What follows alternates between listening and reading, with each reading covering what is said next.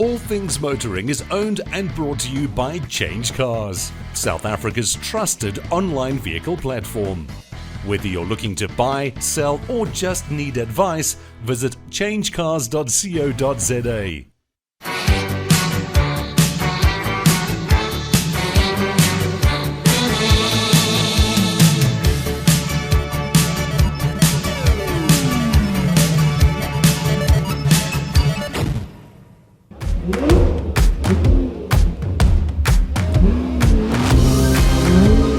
Coming up this week on All Things Motoring, we chat to some of the riders and drivers from the Drag Challenge about modifications done to their cars and bikes to get the best times. Ernest welcomes the Cape 1000 back to Killarney Raceway, and Michael takes a Dune Buggy for a spin in the desert.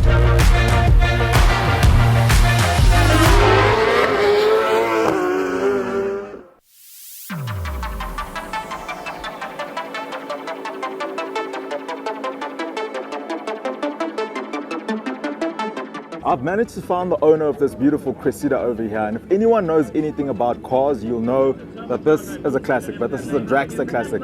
Nutty, are you well? I'm fine, thank you. Good. So I've seen this car on social media. I feel fortunate now to have met the owner of this car. So this is it's a popular car, would you say so? I believe so, yeah. It's a Cressida, 80s? It's a 90 model. 90s model? Yeah, 90 model was an old 2.4 GLE, and we converted it just to a race car. To a race car? Yeah, and put the 3-litre engine in. What engine is in here? It's a 3-litre 2JZ. 2JZ? Yeah, with like a huge turbo on. Yeah. That's lekker. And what are you running, ethanol? Yeah, it's full ethanol. And full slicks at the back, 9-inch diff. So what made you decide to get into drag racing using a Cressida? I fit in it. That's the first I fit in requirement. It. And in case of emergency, I can get out of it. Quickly. That's it. Yeah. That was the main aim, and I grew up in this car, so it's an old family car. You said it was your dad's? My dad bought it brand new in 1990. Yeah. So what have you done to it besides putting the 2JZ engine in it? What else has been done to it? Basically, the rear end has been modified to fit the 4-link. Fat tires in the back. Big fat tires, yeah. So that's a 9-inch, proper 9-inch diff with 29-inch tires on to handle the traction. Yeah. And we changed to a drag gearbox as well now. So what's a drag gearbox? I mean, how many gears does it have? What makes it different from a normal gearbox? This gearbox is a clutchless shift at this stage of time. So you leave the clutch once, and afterwards you just snap through the gears. Okay. Yeah, you can put all the power down, doesn't load and unload the vehicle. So So it just keeps going. That's it. Now, speaking of gears, Nancy, you've got 1, 2, 3, 4 gear selectors. What's going on in there? It's a 4-speed gearbox. Are you serious? It's a 4-speed gearbox. So how do you work it? So there's one small gear lever, that's the forward and reverser. Yeah, that's small. As soon as you put it into forward, that's actually first gear. Okay. And then you got second, third, fourth. So as you're running, you just add on. I've never seen anything like it. You just add on. You just have to have a look at it. It's actually an old American classic gearbox. Really? It's an old American box. Now, I used to watch, there's a show on Discovery, drag racing show, I forgot the name of it. Street Outlaws. Street Outlaws. Yes. They had it sounded like a high and a low. Yeah, that's auto boxes. Is it? That's what we call granny shift boxes. Why do you call them that? It's a stigma. No, it's just a thing that we say between each other. It's a granny shift box. A granny shift box. Yeah. So what times are you running here, Nancy, with this? At this It is a stage, popular car. Yeah, it is a popular car, but it's still heavy because it's still actually a full road car. So what are your times roundabout? We're doing a constant 9.5 now. That's fast. That is seriously I think it's fast enough. Yeah, I think it's fast enough. It could get better, you say? I don't think with the power we're putting now and not abusing it too much. Yeah. I think we're in a safe zone now and enjoying the car. You know, if there's one thing I love about this car that's impressed me about Natsy's car, and I've said it to him, is that it may be a drag car, but it's still very, very clean. It looks like a new Cressida. You know, you've really kept it clean. Yeah, it takes a lot of hard work and dedication to keep it like this. No, that's really good. Keep it up, and I'll be watching. Good, thanks a lot. I'll be watching. Thank you so much. Thank you all, sir. Enjoy. Thanks, Jens.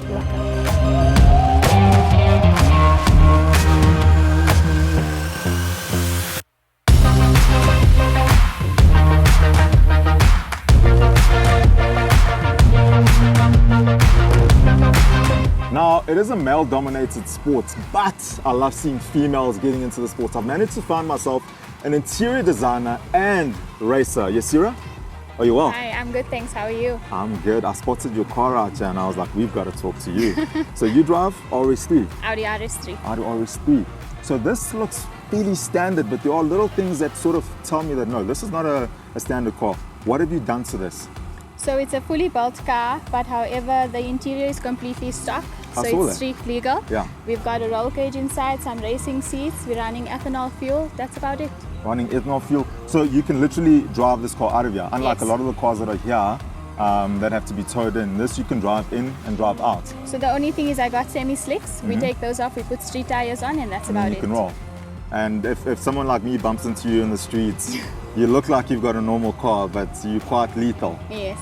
So how long have you been doing this? For the last 6 years. The last 6 years. You get into interior designing, and then how do you get into this? How did that happen? So my brother from RMZ Motorsport, he started off with it back in Cape Town. He's from Cape Town. And I got a hand-me-down, which was fortunate. And led to this baby. No, it was an older RS3. Is it? Yeah. And then it We led used to to run this. 11.7 on that car, and I always wanted to go faster. And then we got this baby, You got this. and we're running What are you running here? 8.9. 8.9. Best time was 8.9. So are those like good times?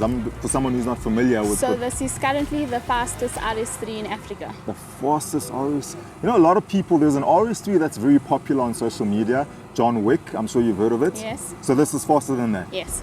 Wow. Well, you learn something new every day, don't you? So some of the inside of the car is a bit stripped. I see you've got the racing seats over there, carbon fiber, no? That's correct. Carbon fiber. Yes. So how do you decide what you're stripping, what you're leaving? You've got the racing seats, so you strip the seats in the front. What else have you stripped? So basically, the reason we put the racing seats in is because when you run faster than a 9.5, you need a 4-point or a 6-point harness. And so that's where the racing seat comes in, because I've got a 6-point harness. You're not allowed to use the normal seat belt when you're running those times for safety Too reasons. fast. Yeah. We also, because we're running ethanol, we need to have a fire extinguisher in the car, something you can access while you're still in the seat for emergency purposes.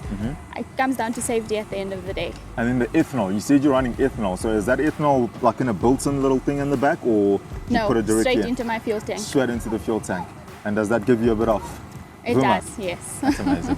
Yasira, thank you so much for chatting. Wish you all the best of luck. Cheers.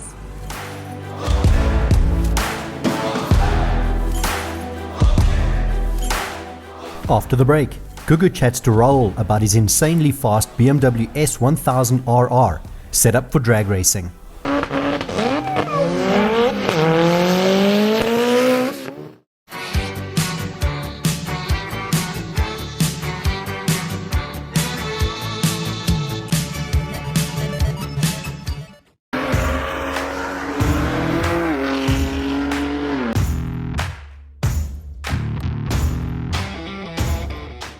Now, as a biker, my day here would not be complete if I didn't chat to other bikers. I found myself Rahul over here, who is the owner of this S1000. Rahul, this your beauty? Most definitely, and thanks for having us. Thanks for showing the people out there some cool content. No, this is it's very cool content. limited, so thanks for that This is again cool from my content. side. Yeah, thanks. So you drag race this. Yes, yeah. How did that happen? To just take us from the beginning. How do you get into drag racing bikes? So, I initially used to road ride. It became very dangerous. Prior to me racing cars, which I own Collab Tuning, we actually only do cars. Okay. I decided to get on a bike again for some excitement, you know, and I decided to go on a bike. But I promised my family I won't go on the road, so the only way I could race it was on the track. So that's actually how I got into the track scene. Oh, I see, I yes, see. yeah. So how do you choose the race bike? Obviously, you chose an S1000RR. Yes. What was behind that decision? It was a bike that I always liked. I never had. I had a Kawasaki, I had a Honda, I had a Suzuki. The only one left to tick a box was a BM. And the Keith and Kobus and Uncle Peter that's always helping me all ride BM. So you know. These are the other races, by the way. So yeah, that's why I opted for the BM. Yeah. Okay, so what goes into the conversion from a normal bike to a drag bike? Because I can see at the back here, you've extended it a bit. Yes. Is that so you don't flip over? 100%. Yeah? Yeah. So they're definitely we're going to go with the extension because then you can launch a lot more aggressively. Yeah. You change the gearing, and then again also you lower the bike to get comfortable. Yeah. So how do you look? Because I can see that the bikes are quite low, especially in the front. Yes, yeah. Is that like different forks, different shocks? No, so it's original forks. We just slip them up, so you loosen it and you just push it up a bit. Yeah, depending. You know, I'm a short person, so I'll be a lot lower than what Kobus and Keith would be, for example. But yeah, you just have to be comfortable. We drop the bike to get more comfortable. Yeah. Is it a comfort thing? It's more of a comfort, but also obviously got aerodynamics, and you don't want to wheelie the bike because you're launching at high RPMs. You know, so you don't want to be wheeling the bike. Yeah. Is there anything at all that you do to the engine? Not at the moment, no. I haven't. So Other guys have. It's a standard engine. Yeah. All the bikes here today are standard motors. Yes, yeah. Wow.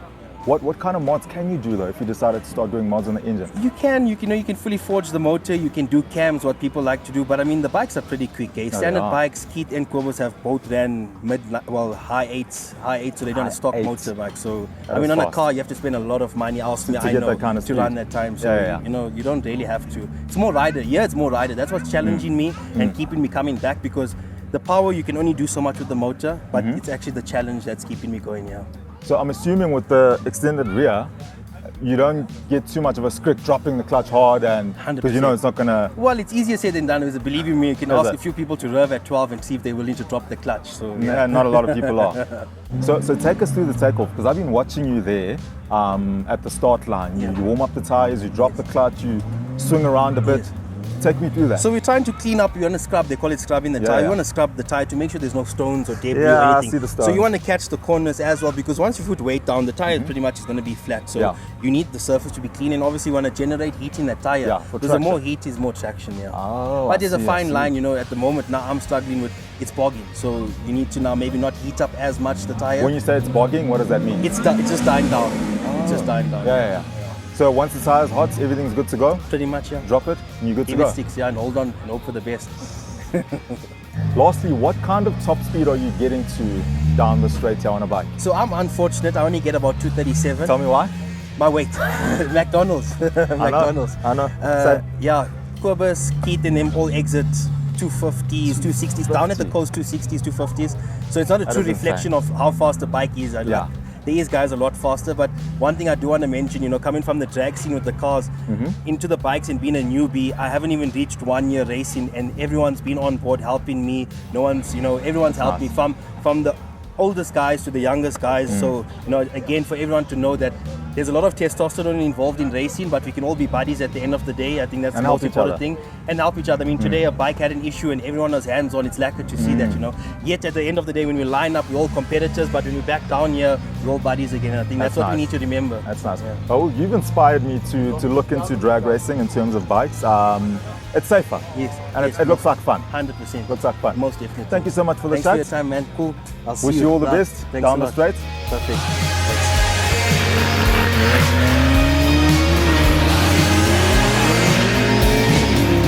That's the fastest you'll ever see 2 tons leave the start line, ladies and gentlemen.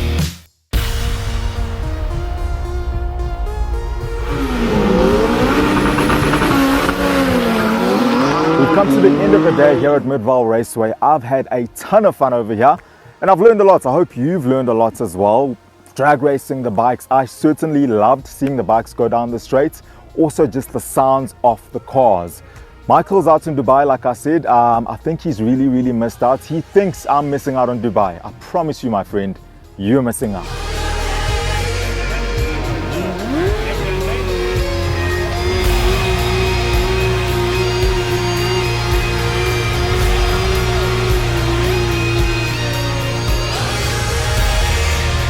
After the break, Ernest welcomes the Cape 1000 back to the Killarney Raceway, and Michael takes a drive in a Dune Buggy in the desert.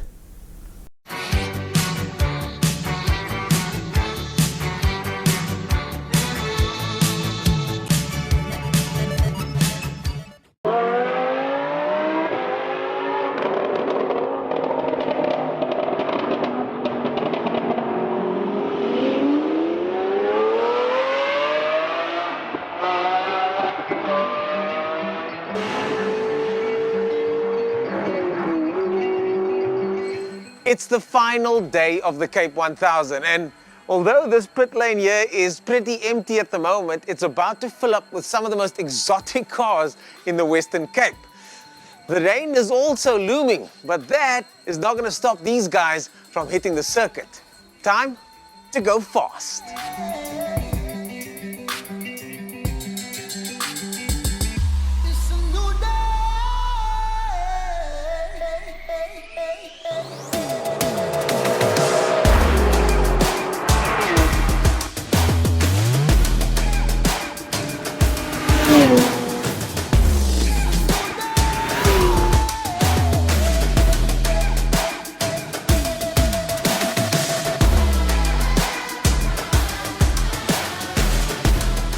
Victor, it's been a few days, but you're back in Cape Town. How's it been? I cannot explain it. Words cannot explain it. The way Ross has arranged the roads in the Western Cape, no potholes. It is fantastic. My friend from England was my co-driver. He says it's unbelievable, no traffic, it's well organized. Awesome. I'm back next year. What was your favorite moment of the event? The Outeniqua Pass. It's not a lot of people know about that. Yeah, That's the new one with the smooth roads. Yeah, that's the one. And when we got to the top of the Outeniqua, through the Outeniqua Pass, I was pushed a bit by the 911s. But when I got to the pesky top, Porsches, eh? I got the Bentley to open its throat a bit, and then the Porsche just disappeared in my mirror. Well, it sounds like a heck of a good time. Almost at the finish line. Good luck for the next 40Ks. Okay, and we'll see you at the Sala. Yeah, we'll see you there. Excellent. Thanks. Cheers. Thanks, Cheers. guys. Okay.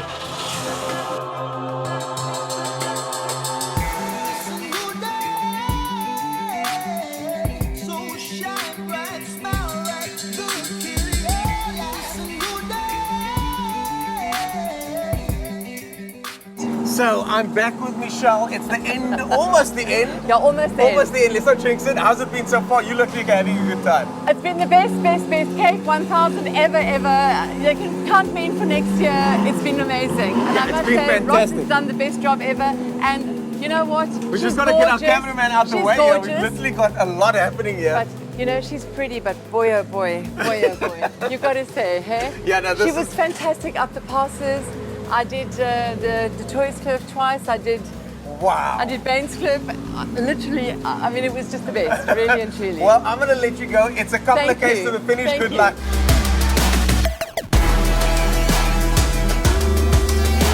I'm here at Killarney Raceway with Jordan from Top Gear South Africa. Jordan, it's a lot happening here. This is the last leg now. That's why the excitement is, and it's buzzing here.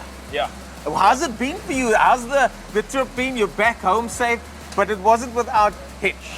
No, we've had an absolute blast. I mean, the roads they've taken us on, the stuff we see on launches, cannot compare to some of the stuff out George Side, Ladysmith. They're just spectacular. There's at some point you kind of want to be in something like that SVJ, wherever it is, because it's just road, endless road. It's perfect, no potholes, but it's so special being in such an old car, you know? Little hiccups will come along the way, but it keeps you on your toes. Nothing's boring. 120 feels like you're flying. It's just an incredible experience. I'm finding it hard to concentrate here. My eyes are darting around. Everybody's moving. We're moving out. Yes. It's almost time to party. It is. It is. We got to go and get our thing up. Hopefully it starts this time. Oh. But we've got a cracked spark plug. So we're struggling a little bit, but it's been cooling down, so it should be fine for the last. Well, good luck for the final leg. Just a few more Ks to go, folks. Then it's time to party.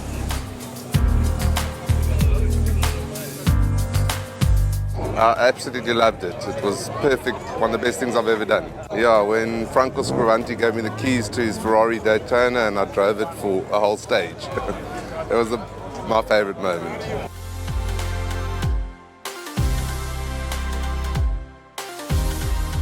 Awesome experience, really lovely. I was with my brother in the Lamborghini Diablo, and I just said to him when we came in here, it was incredible how fast time went. It just flew by. We were having lots of fun.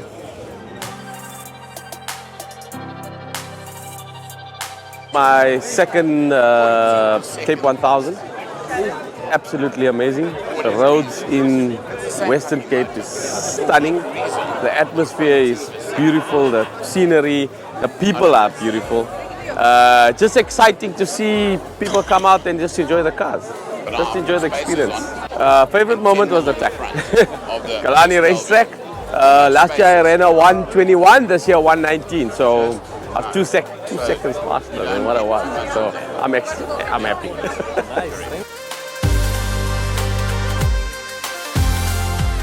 It's been fantastic. I've done the event with a good friend with a brand new car. It's his first time in the car, and it was a fantastic 4 days. Really good, really good.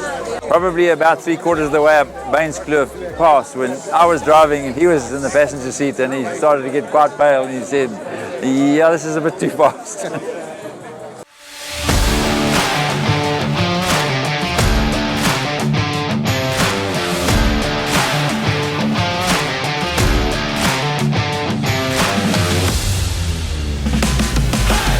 we're about to go on Dune Buggies in the desert. The greatest country in the world is a very, very, very, very difficult question to answer. But there's always going to be candidates. And would I put Dubai as one of the candidates? Every day of the week and twice on the weekend, which is what today is. This is about to be the greatest experience of my life. JD, just describe what we're looking at. We're in the desert.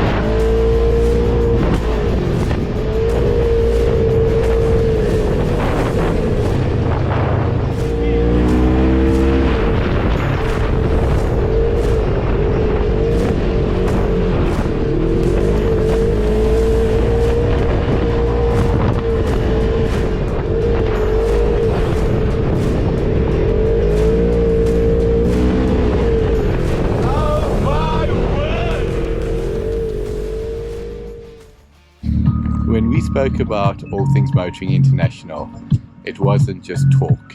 All show, no go, has never done it for me. We're in the middle of the Dubai desert. I've got Jaden with me. This is where we've been playing. It is amazing.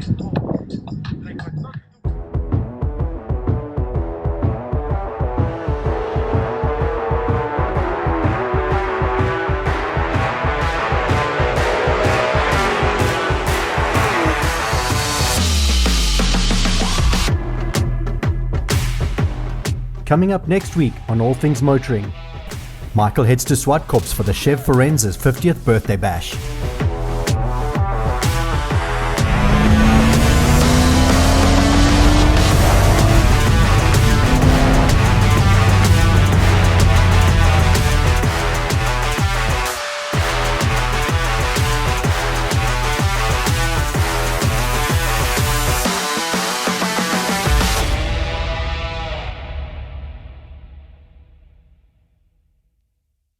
Cresta. In America they call it Cresta. Is it? Yeah. Cresta.